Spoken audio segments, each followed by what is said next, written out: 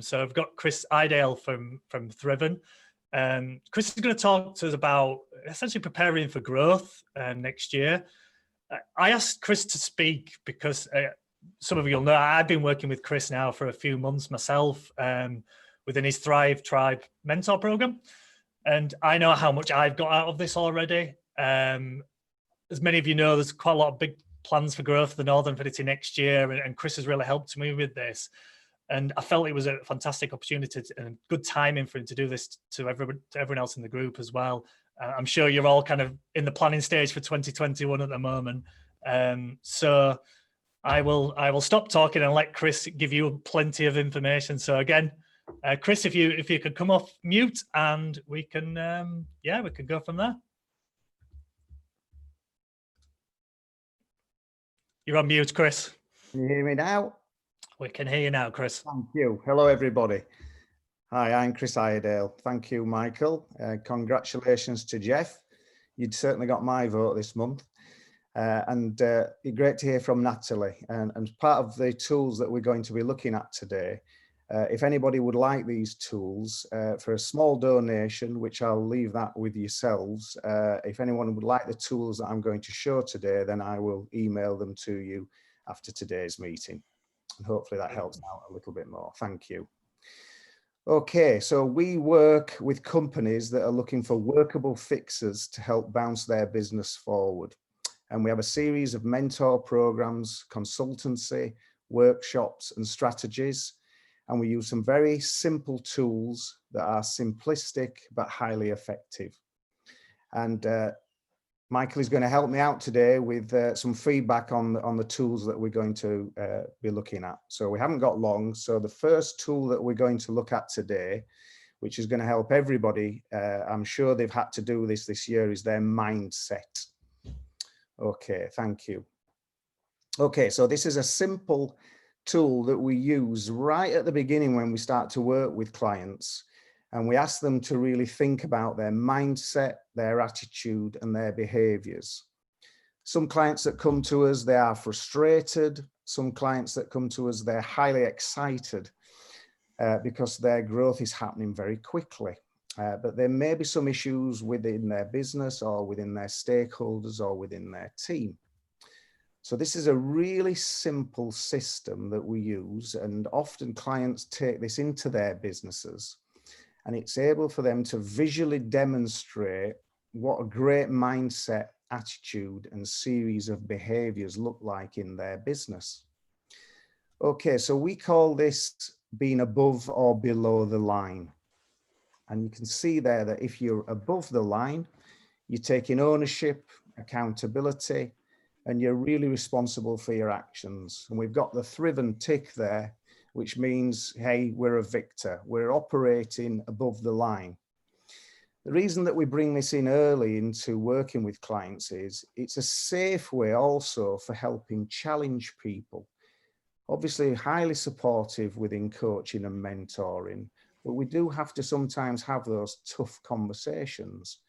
And these are always candid and always supported. And we found that just by being able to say, look, can we talk about this? Are we being above the line here? Are we being below the line? Okay, so let's have a quick look at being below the line. Blame, excuses, denial.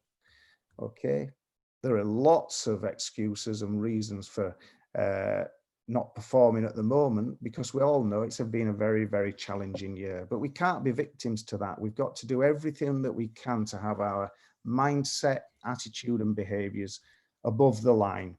But occasionally, of course, we all dip down below it.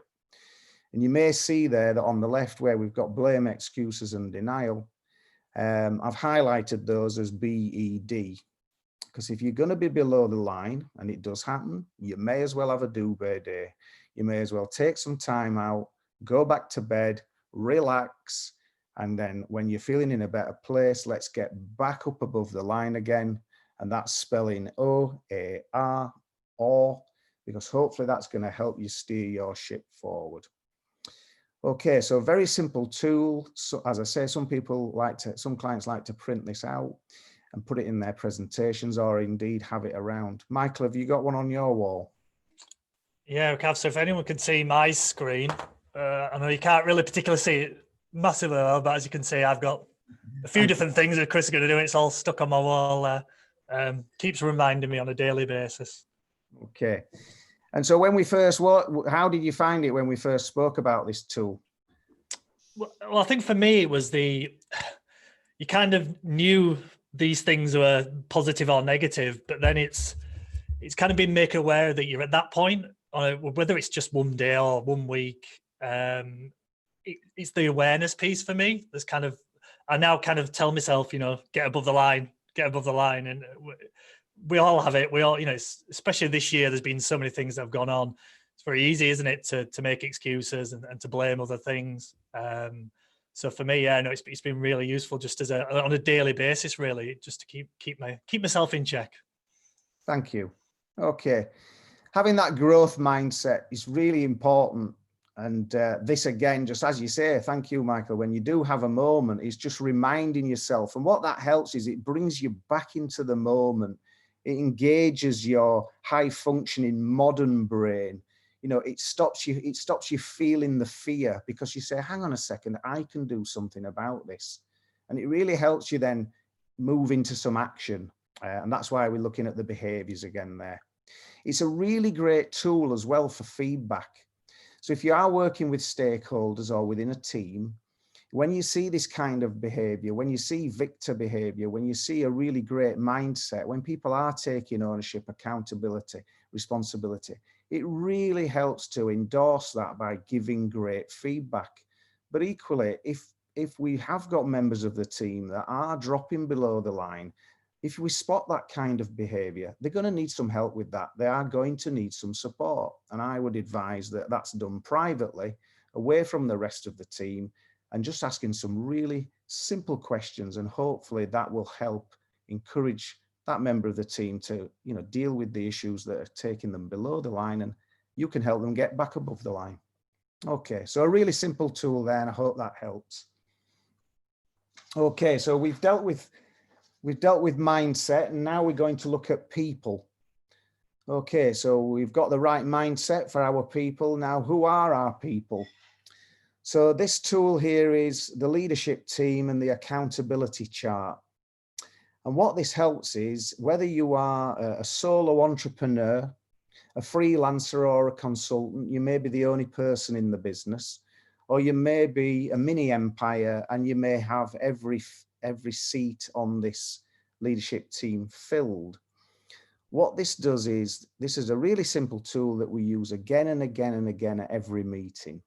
And we look at, have we got the right people in the right seats? Well, if you're the solo entrepreneur, it's understanding maybe that you're dedicating enough time for all of these functions. And you may see there that I'm using the term visionary and integrator. And there's a dashed line around visionary, because it may not be a full-time role in the business, but you do need to spend some time in that role to think big, to start thinking about your culture, your big relationships, creative problem solving.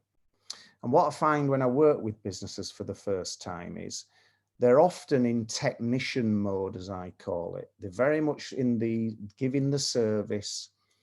So they're in the operations area and they're in their sweet spot. But when we're looking for growth, we need to find some time to work on the business. So by using this tool, it's understanding, is this right for you? Have you got enough dedicated time in all of these areas? Often people have great ambitions for growth, for their team, their business and their own personal development, but actually can't find the time to work on themselves and work on the business. So by putting some simple time frames monthly for each of these roles, that allows you to understand, actually, I'm not finding much time to work on my business. The integrator role, that's more like a general manager. That might be someone who's leading the team and someone who's making the decisions. The final call with the teams that we work with is always with the integrator and not the visionary.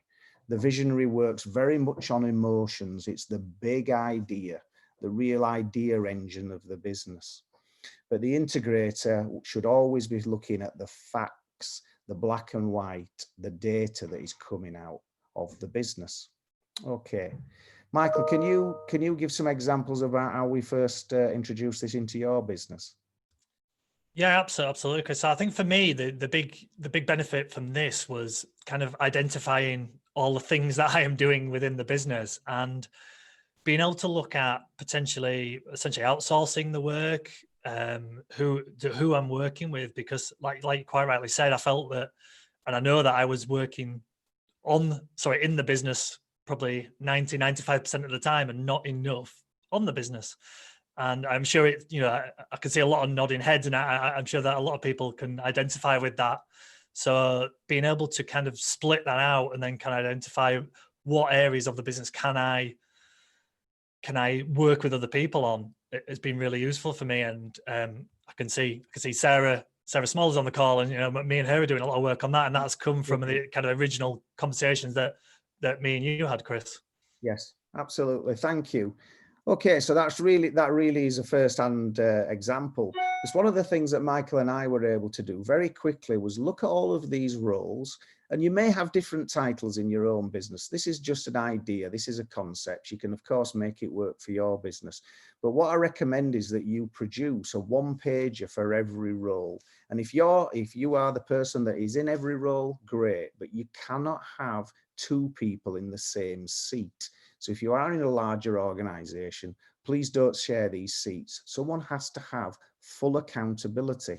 If you look again, what we're calling this is an accountability chart. So if you write a one-pager, a document for each role on the organizational chart, and what they have accountability for, what are their roles, responsibilities, and key tasks? And I'm going to introduce scorecarding very soon, and that sits with this also. So a one-pager, so everybody understands what that role involves, and also the time that it may involve. Again, being ambition, we may want lots of growth, but if the big ideas person has only got a couple of hours a month, well, okay, that's fine, but it will affect your growth trajectory. If you want to increase your growth trajectory, how can you find more time to be working more in the visionary and integrator role and actually working on your business? Okay, thank you. Obviously, if anyone's got any questions on these, again, if anyone would like to send anything after, we can talk at the end of the meeting. Okay, thank you. So the next one is about data. A very basic template for a company scorecard. And with the businesses that we work with, the leadership team, they meet once a week for at least 1 hour 15, okay? Often people say to me, we'll never have time. We can't meet for an hour. We haven't got time to do that every week. But of course, by doing that every week, that allows everybody in the core roles of the business who have the accountability to measure their scorecards, look at the issues in the business and see how large projects are moving forward. So really we're looking at data here. So lots of businesses some companies run their businesses on emotion. It's how the leader's feeling about the market, how the service is going, the feedback on the clients. It's very much about how I feel. You'll hear entrepreneurs say that. Other entrepreneurs run it from their bank account. So they're feeling good and we're in the black, great, we're doing a great job. We're not feeling great, we're in the red, right, the business is failing. But actually, is that a fact? This scorecard gives you a real simple dashboard, and we've talked about this before earlier in the week, to understand what's important. Now, I've just put some basic measurables in there, but you'll find there is a common thread, but each business is different. Put your measurables in place. Who's responsible? So going back to the accountability chart, and who's accountable will fill in the company scorecard. Usually it's on a shared drive, and they'll have a goal. So weekly revenue, dead simple. If the goal there was 50 a week, are we hitting 50 in every week? By filling in this weekly and reviewing it weekly, it allows you to take action. It gives you a real snapshot of the business and you can make decisions quickly. If we're going really well, maybe, and the cash flow is super good, maybe that means we can invest earlier. If it's not going well, then maybe it's time to speak to the team about the methods or the actions that are required to improve on this. So you can, wherever you are in the country or perhaps in the world, maybe you're having a duvet day, maybe you've been below the line, but you can actually dial in and see the numbers and you can make decisions around that. Michael, has this started to work at all for you? Yeah, I think for me the big bit is the like you said, it kind of in my head really most of it before all this, and being able to put it down on paper and track it. And I think it's a natural thing, isn't it? We all like targets and goals. We like having that, and it just be able to see those numbers. Just it kind of keeps you accountable to yourself, I think, as well. I think even if for the guys on here who just maybe their own business or just individual or working within a business, keeping yourself accountable to yourself is a really strong thing to do, and that's what it's helped me definitely.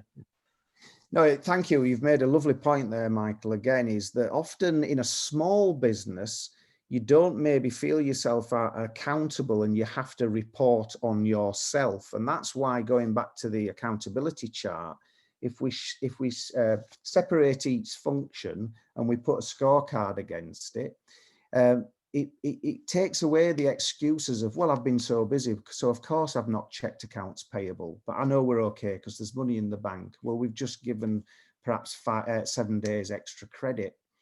So actually signing up to these key performance indicators in a small team more than ever, it's as your business flourishes and grows and you have someone dedicated in each seat. Well, of course, those functions and people are much more practiced at this.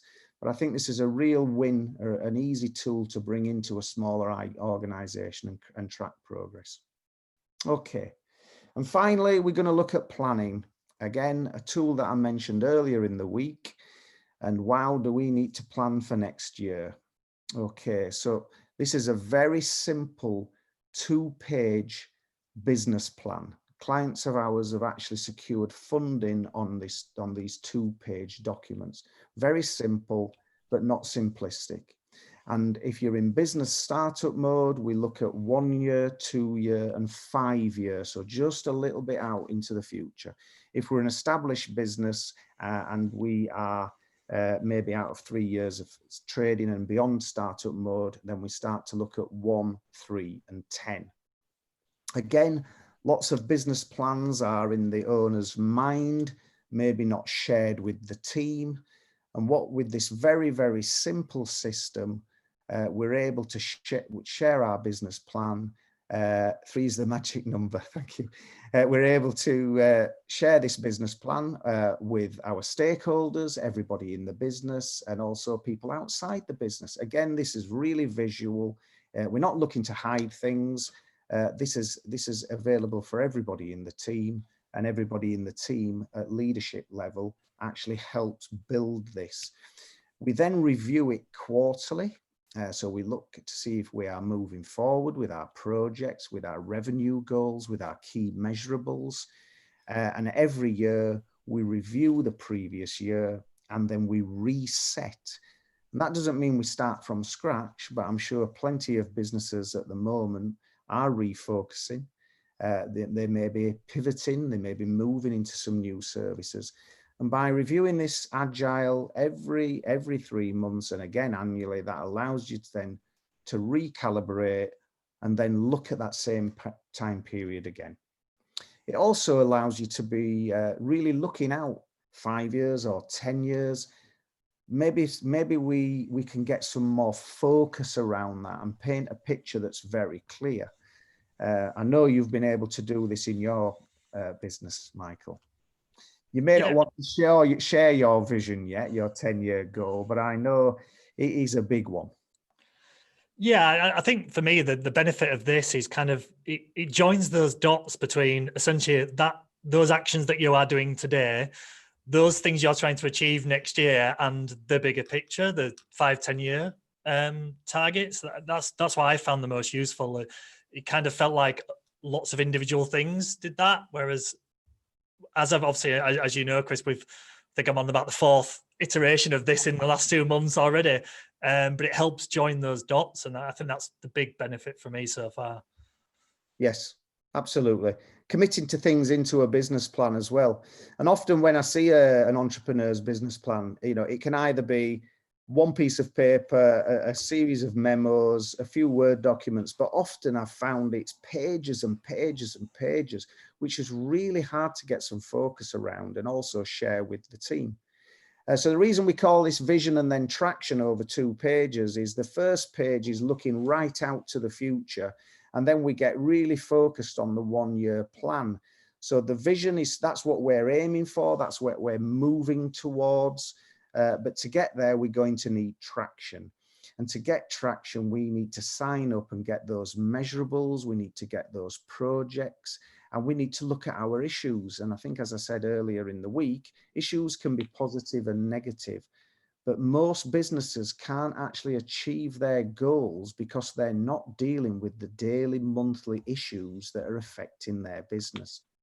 And by dealing with these issues, breaking them down, identifying them, discussing them with the team or with your coach and mentor, and solving them forever.